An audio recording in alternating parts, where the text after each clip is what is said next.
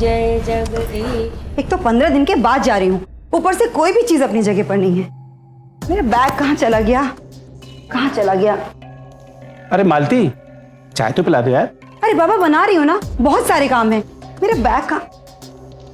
Neeraj, Neeraj, office के लिए देर हो रही है, जल्दी करो। ओम जय जगदीश हरे, माँ जी। ओम जय जगदीश हरे, ओम जय जगदीश हरे।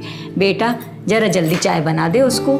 जी माँ जी। पार्सल आया है, कोई है? अरे देखो कोई।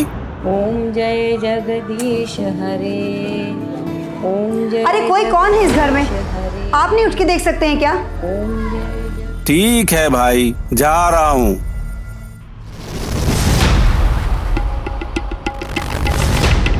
सर ये आपका कुरियर आया है। Sir sign. Thank you sir.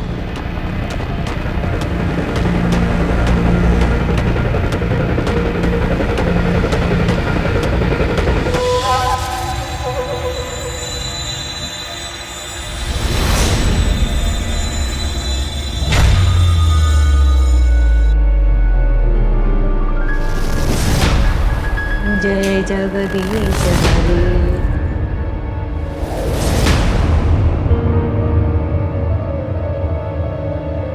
अरे देखो तो, ये गिफ्ट आया, मैं खोलता हूँ उसको। अरे बच्चों को खोलने दीजिए ना, आप भी ना कभी कभी बिल्कुल बच्चे बन जाते हैं। अब किसने भेजा है, देखिए तो जरा। मैं देख रहा हूँ, पर इसमें भेजने वाले का नाम तो कहीं लिखा नहीं। अरे लिखा होगा ना। मैं पूरा देख मारा हूँ। ये क्या है बेटा? अम्मा ये शादी का गिफ्ट है। ये किसने भेज दिया? पता नहीं माँ जी। माँ जी आप मेरा एक काम करेंगी, बोल बेटा। आप इनको चाय दे दीजिए, मुझे ऑफिस जाने के लिए बहुत देर हो रही है। ठीक है। मैं चाय बाद में पी लूंगा, पहले मैं तुम्हें छोड़ देता हूँ। अरे आप क्यों परेशान हो रहे हैं, मैं चली जाऊंगी ना। चलो मैं छोड़ देता हूँ ना तुम्हें, तुम लेट हो रही हो। अच्छा बाबा ठीक है, ठीक है माँ जी।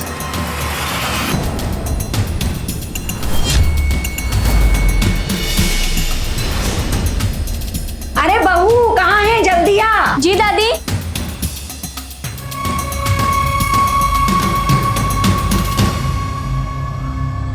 दादी। जी बेटा। खुश रहो बेटा। बेटा तुम्हारा ये कोई गिफ्ट आया है? गिफ्ट? जया,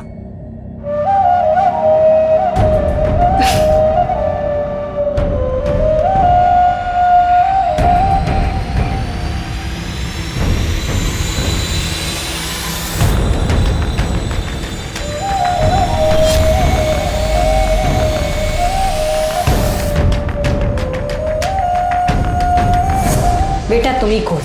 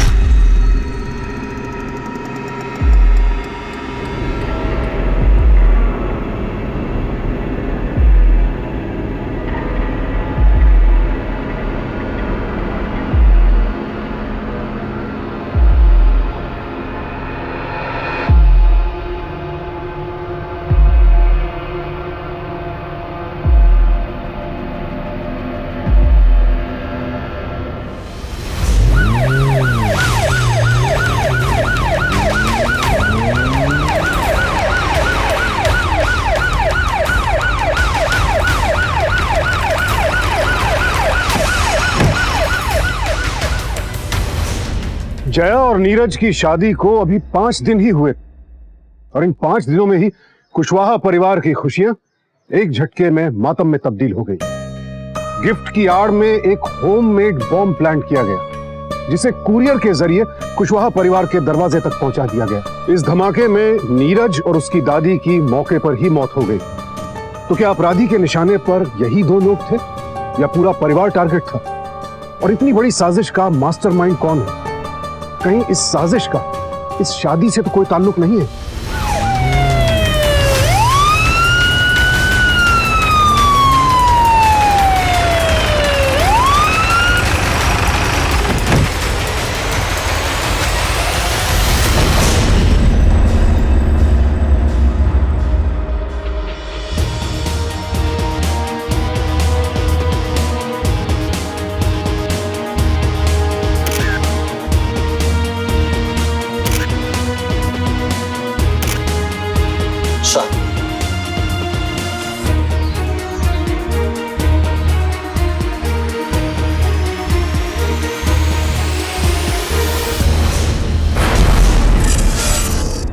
राख देख के तो लग रहा है कि बम बनाने का तरीका देसी है। सर घर वालों को इन्फॉर्म कर दिया है, सबको मुर्दा कराने के लिए कह दिया है। ठीक है, चलो हम भी वहीं चलते हैं, पूरे परिवार से वहीं मुलाकात हो जाएगी। यस और आप भी इसे फोरेंसिक जांच के लिए भेज दीजिए। Right sir. जो भी रिपोर्ट आती है जल्द से जल्द हमें भेजिए। Okay sir.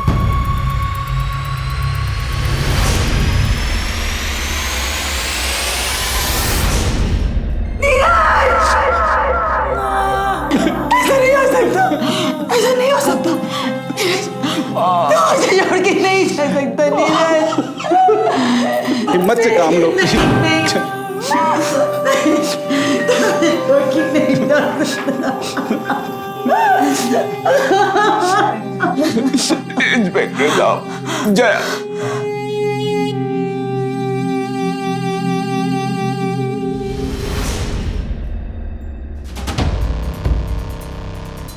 जया अंदर है सर।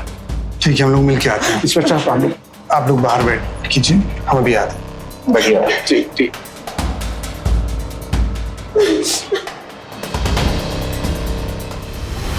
याद करने की कोशिश कीजिए कि आज सुबह क्या हुआ था। आज सुबह बेटा तुम्हारा ये कोई गिफ्ट आया है? ये गिफ्ट आया। आओ ना जया, साथ में खोलते हैं गिफ्ट। मैं बस 2 मिनट में आई, आप लोग खोलिए, है ना?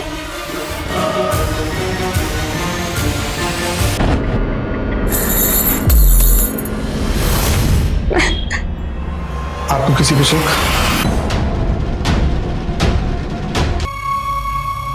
क्या कभी नीरज ने बताया किसी से अनबन के बारे में? कोई टेंशन या तनाव किसी के साथ?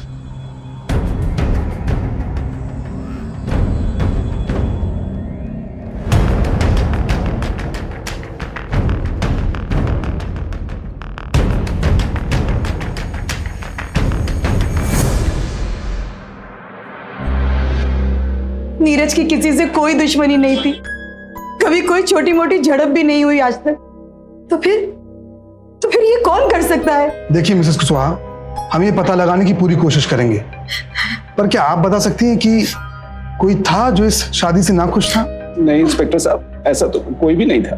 और नीरज से सब बहुत प्यार करते थे।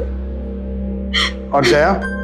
जया और नीरज की सगाई को तो 1 साल होने को आया, पर हमने जया के बारे में कभी भी कुछ भी गलत नहीं सुना। और आज सुबह जो कुरियर आया था उसके बारे में कुछ बता सकते हैं? वो कुरियर तो मैंने रिसीव किया था इंस्पेक्टर साहब। उसमें कोई नाम, कोई चिट वगैरह? नहीं, कुरियर पर किसी का नाम नहीं था। कुरियर सर्विस का नाम? नहीं।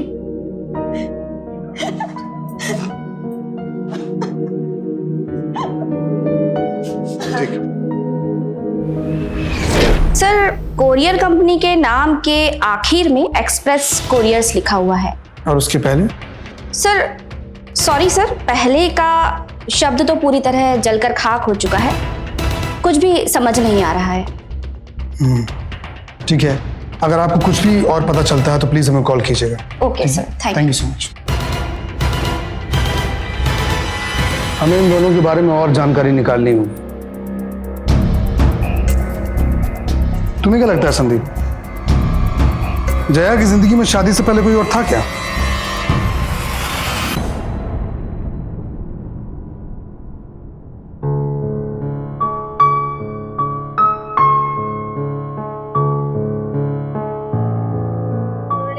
चटापट बोले बधायो मेरे अंगना में आयो, चूड़िया चटापट बोले बधायो मेरे अंगना में आयो।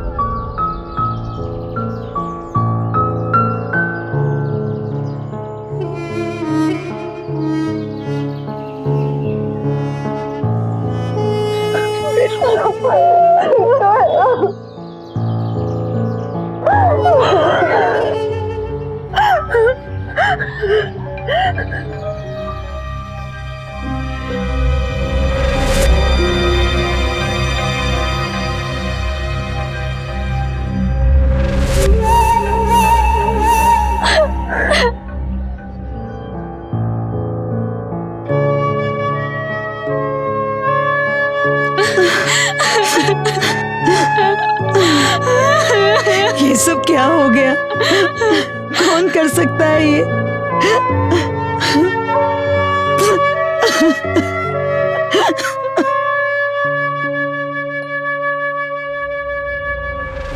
बेटा ये सब माँ, अच्छा हुआ आप पापा को नहीं लाई, और मैं तो कहती हूँ कि आप भी कल वापस चली जाओ। हो सकता है वो लोग आपसे भी पूछताछ करेंगे, और हम अभी किसी को कुछ नहीं बताएंगे।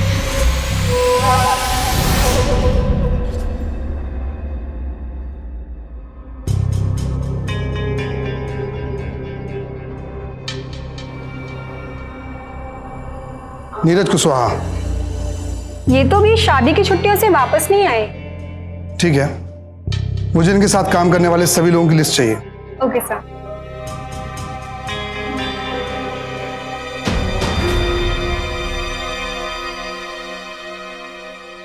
शादी से पहले नीरज की कोई गर्लफ्रेंड या फिर किसी के साथ कोई संबंध थे क्या?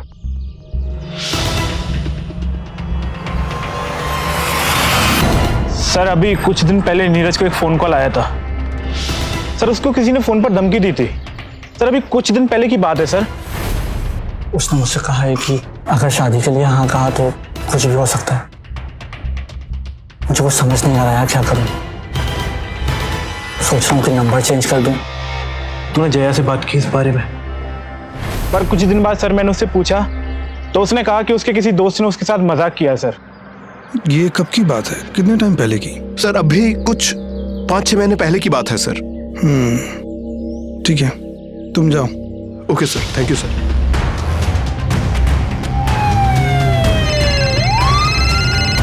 हाँ हेलो अर्जुन, बोलो। सर जया की माँ से उसके दोस्तों से हमने पूछताछ कर ली है, पर पता कुछ भी नहीं चला है। लेकिन हाँ सर, हमने उस कोरियर वाले की दुकान का पता कर लिया है, बस अभी मैं वहीं जा रहा हूँ। ठीक है अर्जुन, तुम्हें जो भी अपडेट्स मिलते हैं मुझे भेजते रहो। ठीक है सर, जय हिंद सर।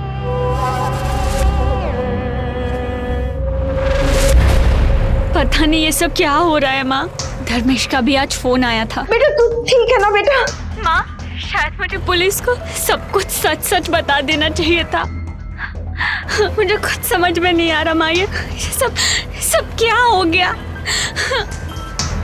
क्या ये सब मेरी वजह से हो रहा है माँ? ना बेटा ना, हिम्मत नहीं हारना। मैं आ रही हूँ कल। हाँ? तेरे पापा को लेके मैं कल ही आ जाती हूँ। तू इसमें अकेली नहीं है, हम सब तेरे साथ हैं। अभी थोड़े दिन पहले तो सब कुछ ठीक था माँ, पता नहीं ये सब क्या हो गया, कैसे हो गया। नीरज और मैं। जया क्यों लड़ रही हो? अच्छा, मतलब मेरी गलती है? हाँ, मेरा वो मतलब नहीं था, पर काम भी तो जरूरी है ना, प्लीज समझो। नीरज, अभी हमारी शादी हुई है और हम कहीं घूमने नहीं गए, और तुम्हें ऑफिस जाना है। अच्छा मैं जल्दी आ जाऊंगा। ओके? अच्छा कुछ नहीं समझ। जया ये क्या बचपन है यार। देखो नीरज, तुम ना मुझे अकेला छोड़ दो, तुम जाओ यहाँ से। अगर मुझे पता होता कि मैं नीरज से आखिरी बार बात कर रही हूँ तो मैं उससे कभी ऐसे बात नहीं करती। बट आई कांट बिलीव कि मैं ब्लास्ट वाले दिन भी उससे झगड़ा कर रही थी। ना मेरा बच्चा ना, मत रो, इसमें तेरी कोई गलती नहीं है। हम हैं तेरे साथ बेटा, सब ठीक हो जाएगा।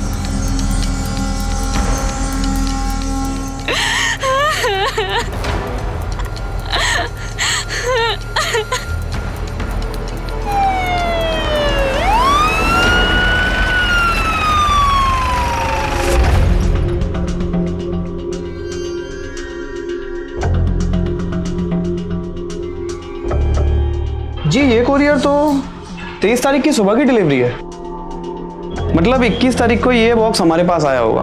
अगर हम बीच में से इतवार हटा दें तो 18 की शाम को किसी ने इसे इंदौर से भेजा होगा। इंदौर से? जी। इंदौर से भेजने वाले का मुझे डिटेल्स दीजिए पूरी। जी वो तो आपको इंदौर ऑफिस से ही मिल सकती हैं, जहाँ से कोरियर भेजा गया है उसी शहर के ऑफिस से पता चल सकता है। एक काम कीजिए, मुझे इंदौर ऑफिस का एड्रेस दीजिए। जी।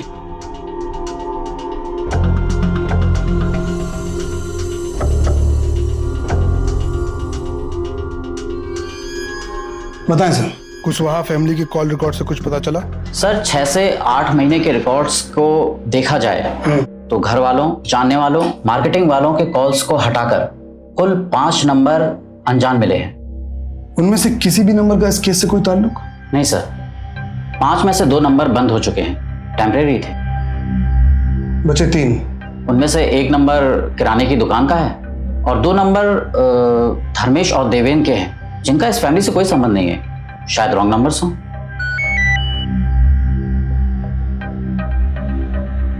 अच्छा एक बात बताइए, इनमें से कोई भी नंबर इंदौर का है? नहीं सर। ठीक है, थैंक यू सो मच।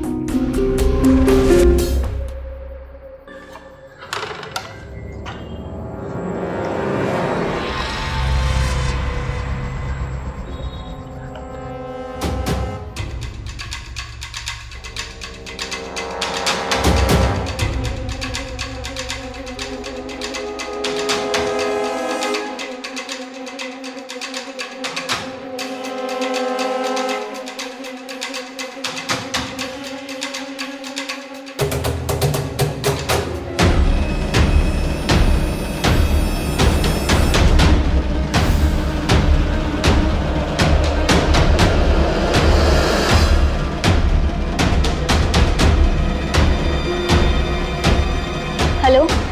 हाँ मैम, हाँ घर ठीक से पहुंच गई, कोई प्रॉब्लम तो नहीं हुई ना? हाँ बेटा, मैं पहुंच गई हूँ, पर मेरा जी बहुत घबरा रहा है तेरे लिए। माँ बिल्कुल टेंशन मत लो, वैसे भी मैं कुछ दिनों बाद घर वापस आ जाऊंगी।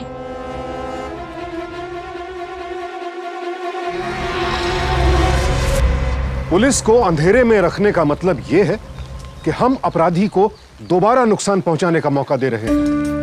चुप्पी किसी भी समस्या का हल नहीं है। साफ है कि जया पुलिस से कुछ छिपा रही है। आखिर क्या है असलियत जया और धर्मेश के संबंध की? जिस शहर में ब्लास्ट हुआ और जिस शहर से यह बॉम्ब कुरियर किया गया, क्या इन दोनों शहरों का आपस में कोई लिंक है? क्या इस हत्याकांड में जया की भी कोई भूमिका है, और या उसकी चुप्पी किसी और बड़े हादसे को न्योता दे रही है?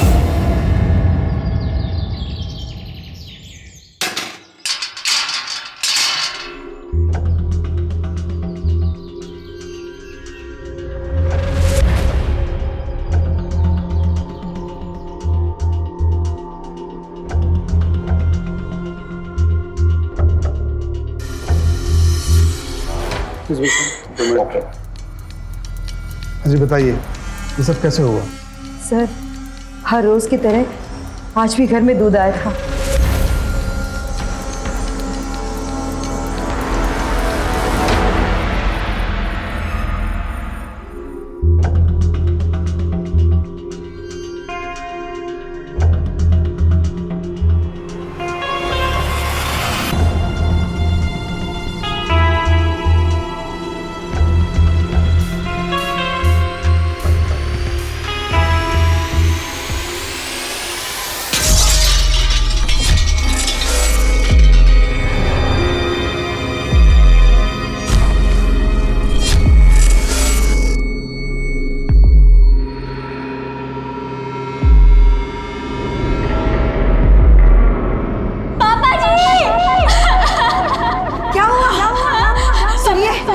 सुनिए, क्या हो गया आपको? जया, जल्दी से एम्बुलेंस बुला के लाओ। सुनिए, क्या हो गया? जया, जाओ, एम्बुलेंस बुला के लाओ। सुनिए, क्या हो गया आपको? उठिए ना, उठिए। पापा को अभी तक होश नहीं आया। आप चिंता मत करिए, हम जल्द से जल्द इन गुनाहगारों को पकड़ लेंगे।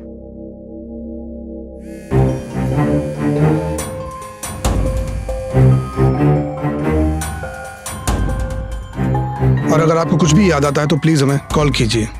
जी।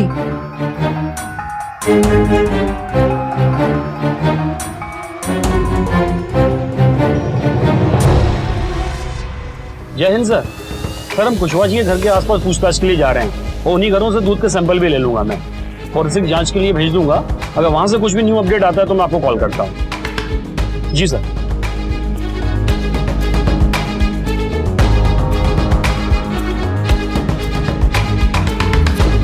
Thank you ma'am. Police?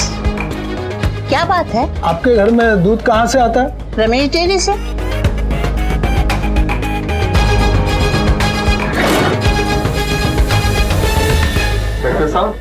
Ashok colony आपका दूध जाता है? जी हमारा ही दूध जाता है। कौन जाता है देने? मोहन। बुलाइए उसे। मोहन इधर। हाँ शेठ जी। 12।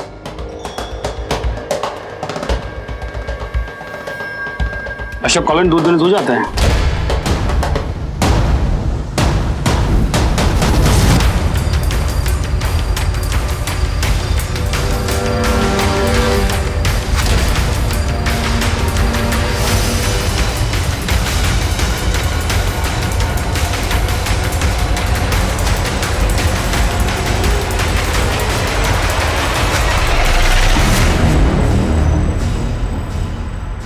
माफ कर दे साहब, मुझे माफ कर दो सब, मेरी कोई गलती नहीं सब, माफ नहीं सब। मिलाया था ना? मुझे उसके बारे में कुछ मालूम सब। नहीं, मैंने उससे पैसे लिए थे सब। कैसे पैसे? 300,000 की बुआ गलती से 2 बार पैसे देती थी सब, बस उन्हीं मेरी कोई गलती नहीं है सब। ले चलो इसको।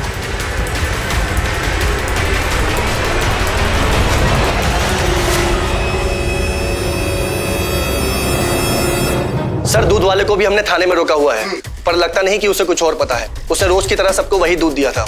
और सर आस पड़ोस में भी किसी ने कुछ नहीं देखा आज सुबह। ठीक है।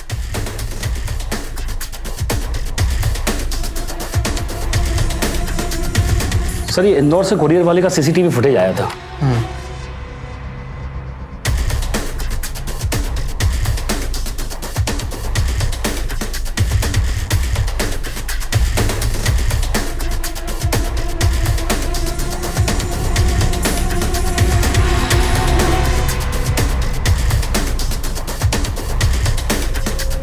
किसी ऑटो वाले को पैसे देके भेजा गया था।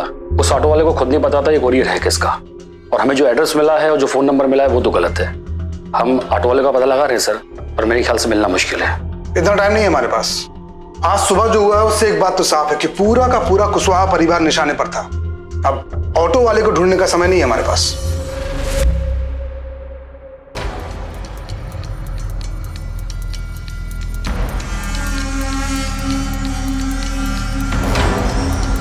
एक बात बताइए, क्या ऑफिस में मालती मैडम की कभी भी किसी से कोई अनबन हुई है? नहीं। ठीक है।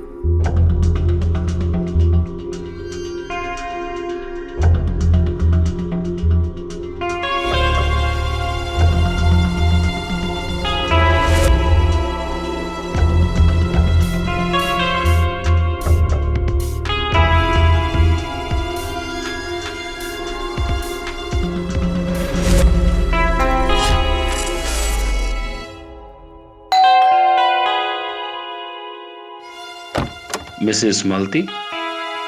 इंस्पेक्टर साहब आप? जया तो अभी हॉस्पिटल में ही है। मैं तो बस इनके इलाज के पैसे, मैं भी हॉस्पिटल के लिए निकल रही हूँ। हम सब आपसे इतना पूछने आए हैं कि इंदौर में आपको कोई जानकारी या परिचित होता है क्या? इंदौर में तो इनके बड़े भाई साहब की दुकान है। और जब नीरज का रिश्ता पक्का हो रहा था तब मेरे पीठ पीछे जाने की जरूरत क्या थी?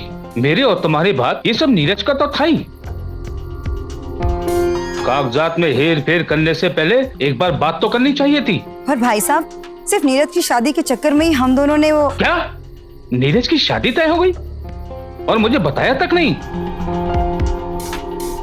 अब घर में बड़ों की मान मर्यादा और इज्जत का कोई ख्याल नहीं। भाई साहब मैं आपको बताना। चुप, एकदम चुप। ये सब आपने हमें पहले क्यों नहीं बताया? क्योंकि उसके बाद सब कुछ ठीक हो गया था। यहाँ तक कि नीरज की शादी के वक्त भाई साहब पूरा समय हमारे साथ खड़े थे। ठीक है।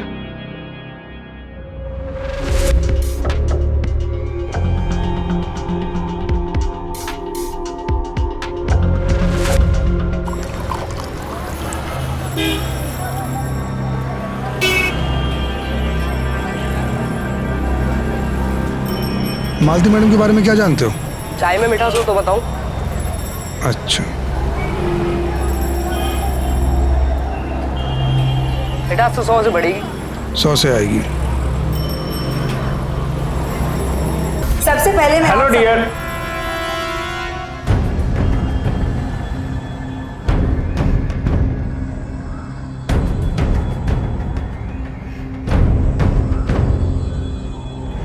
अरे पहले मैम को दीजिए। दे।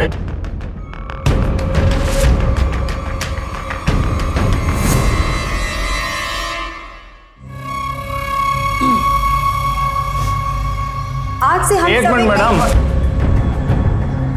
मैं पिछले 2 साल से ये ऑफिस संभाल रहा हूँ और मुझे मालूम है कि ऑफिस किस तरीके मनोज से। जी, अगर आपको मुझसे कोई बात करनी है तो आप मीटिंग के बाद आकर भी बात कर सकते हैं। इस तरह से बीच में बोलने की बिल्कुल जरूरत नहीं है। बीच में? I is the CEO and now I am the CEO. Please sit down. बैठिए प्लीज। साहब, बॉस तो किसी को भी पसंद नहीं होता, लेकिन मालती मैडम की है ना, बस तभी से खसियाए बैठे हैं, हमेशा मैडम से लड़ाई करते रहते हैं।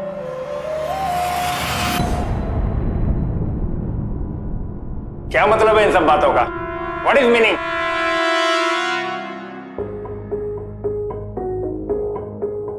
मनोज जी, आपसे जो पूछा जाए उसका जवाब दीजिएगा। 18 तारीख को आप कहाँ थे? 18 तारीख को मैं ऑफिस में था, हाफ डे था, इसलिए मैं घर जल्दी चला आया और आते समय मेरे पड़ोसी मुझे मिले हैं। आप चाहें तो उनसे भी पूछ सकते हैं। I is home. उस दिन आपकी किसी से मुलाकात या फिर किसी और से कोई बात हुई थी? ना ही किसी से मुलाकात हुई, ना ही बात हुई, क्योंकि मेरा फोन ही बंद था।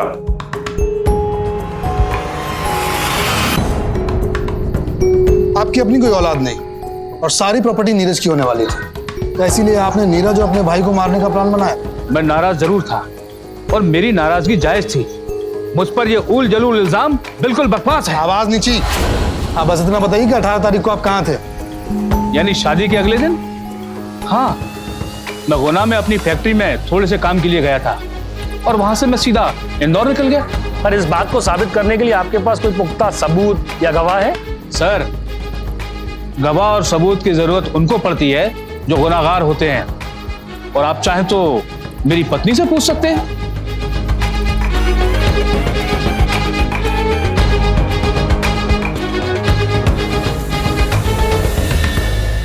सर, मिस्टर कुशवाहा का फोन पूरे टाइम ऑन था और गुना सर्कल के बाहर नहीं गया।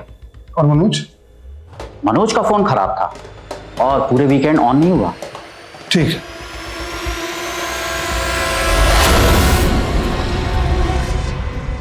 हेलो। हाँ मम्मी जी। हाँ मम्मी, मैं बस अभी पहुंची हूँ घर पे। हाँ, मैं कल सुबह हॉस्पिटल पहुंच जाऊंगी। ओके।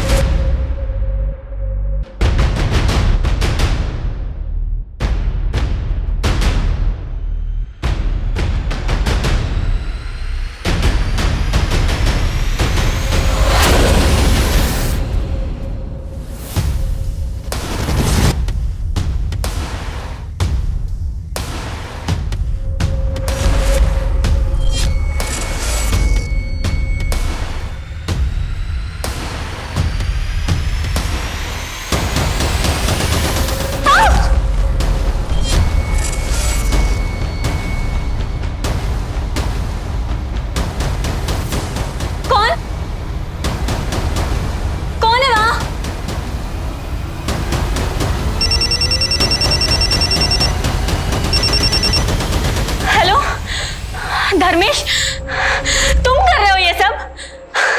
अरे मैंने मना किया था ना कि तुम मुझे फोन मत करो। क्या कह रही हो तुम ठीक तो हो ना? अरे मैंने कहा ना कि नहीं करनी मुझे तुमसे बात। क्या कर रहा हूं मैंने कुछ भी नहीं किया जया। यार देखो, तुम्हें समझ में नहीं आता क्या? मैंने बोला था कि नहीं करनी मुझे तुमसे बात, समझे तुम? बस एक बार मुझसे मिल लो जया, बस एक बार। धर्मेश, अब क्या बाकी रह गया हम दोनों के बीच? जया, बहुत जरूरी है तुमसे मिलना, बस एक बार मुझसे मिल लो। अच्छा ठीक है, मैं कल सुबह तुम्हें मिलती हूँ। ओके?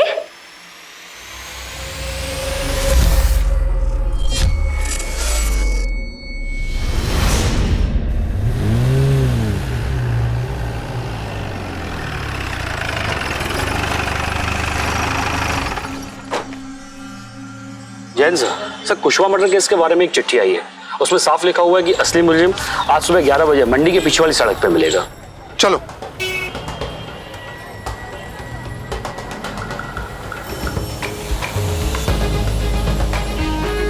हेलो। हाँ माँ, हाँ मैं बस निकल गई, हॉस्पिटल पहुंचने वाली हूँ। ओके।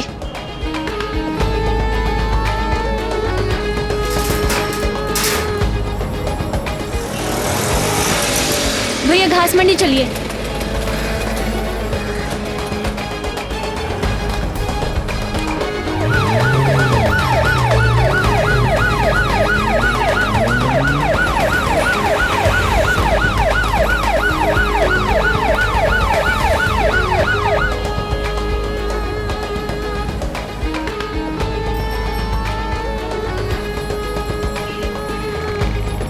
भैया प्लीज थोड़ा जल्दी करिए ना।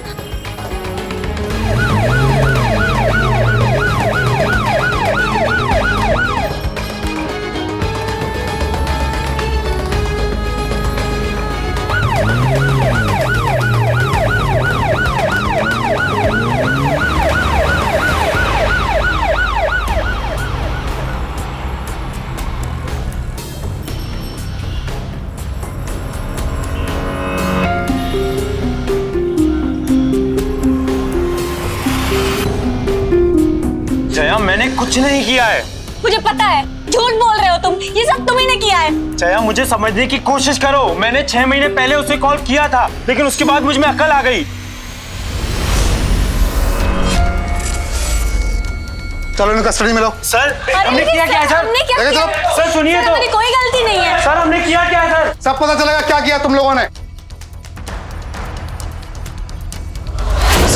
सर जया और मैं कॉलेज में साथ में ही थे। लेकिन जब मेरी और नीरज की सगाई हुई तो मैंने धर्मेश से बात करना बंद कर दिया। जी, मैंने 6 महीने पहले नीरज को कॉल करके धमकाया था। क्या तुम किसी और से प्यार करती हो? मेरे पास किसी का फोन आया था, धमकी दे रहा था अगर जया से शादी की तो ठीक नहीं होगा। मैंने नीरज को सब कुछ सच सच बता दिया। वो धर्मेश है और उसने मुझे भी धमकाया था। क्या तुम अब भी उससे प्यार करती हो? और हम दोनों ने मिलकर फैसला किया कि हम अपने बीते हुए कल की परछाई अपने आने वाले कल पर नहीं पड़ने देंगे। उसके बाद मैंने नीरज और जया की तरफ कभी मुड़ के नहीं देखा। मैंने दूसरे शहर में नौकरी के लिए अप्लाई किया, मुझे नौकरी मिल गई, फिर मैं वहां चला गया। मैं और नीरज साथ में बहुत खुश थे, लेकिन जब ये सब कुछ हुआ तो मैं नहीं चाहती थी कि हमारी निजी जिंदगी का सच सबके सामने आ जाए। इसलिए मैंने जब मेरे पास नीरज के बारे में पूछताछ के लिए फोन आया तो मैं तुरंत वापस आ गया, सब कुछ साफ करने के लिए।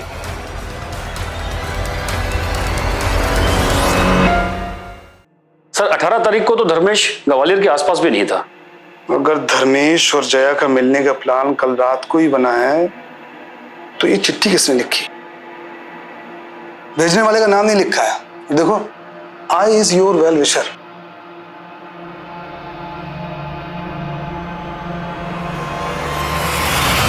मुझे समझ में आ गया कि ये शुभचिंतक कौन है।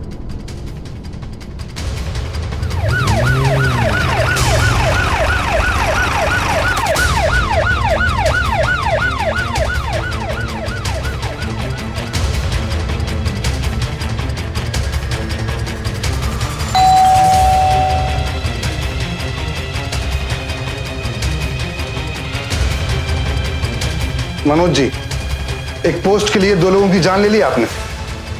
क्या बात कर रहे हैं आप? जाओ तलाश लो अंदर। अरे आप मेरे घर में कहाँ घुसे हैं? जैसे आई हाउस। आई हाउस, ये बोलने का तरीका और आपकी ये hand writing. I is your well wisher, ये आपकी हैंड राइटिंग है ना? इससे क्या साबित होता है? ये तो कोई भी कर सकता है, ये सबूत नहीं है। ये सबूत नहीं है, अभी पता लग जाएगा।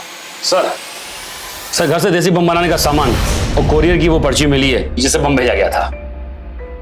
अब पोस्ट नहीं, पोस्ट के लिए नहीं, मुझे चाहिए मेरा ऑफिस, मुझे चाहिए मेरी इज्जत, वो इज्जत जो मैंने सालों में कमाई थी, एक झटके में खत्म कर दी। मेरे जीवन की जमा पूंजी थी मेरा ऑफिस। मैंने तय कर लिया था, जिसने मुझसे मेरा ऑफिस छीना है मैं उससे उसका पूरा परिवार छीन लूंगा। चाहता तो मैं ये था कि वो सब मर जाए, इसलिए मैंने बम बनाने का तरीका सीखा।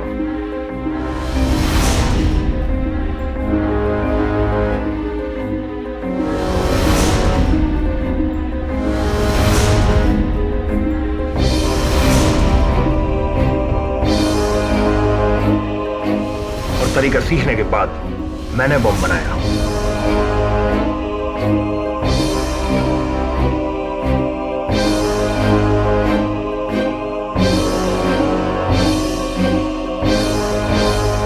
और शादी के ठीक 5 दिन के बाद वो बॉम्ब भिजवाएगा।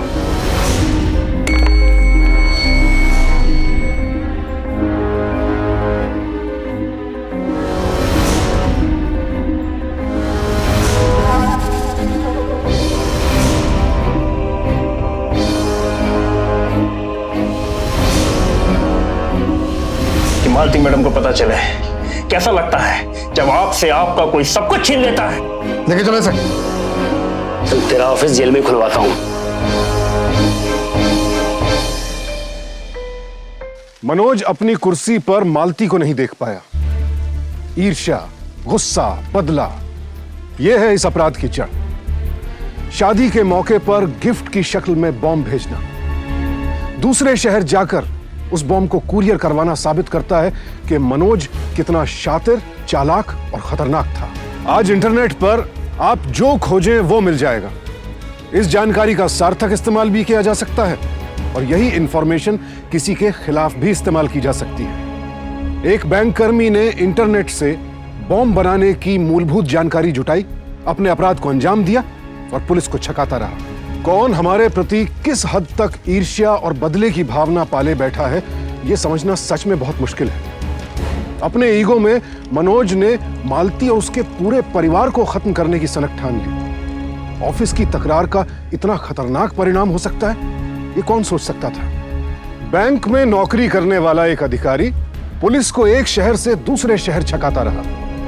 बेशक अब वो गिरफ्त में है, लेकिन जो बात सामने निकल कर आती है वो ये है कि आज अपराधी जिस पैनी सोच के साथ वारदात को अंजाम दे रहे हैं, हमें भी उसी सोच के साथ अपनी सुरक्षा का दायरा तय करना होगा। नीयत नहीं परख सकते, लेकिन हरकतें परखिए और उन्हें अपनी सुरक्षा के साथ जोड़कर देखिए। सावधान इंडिया।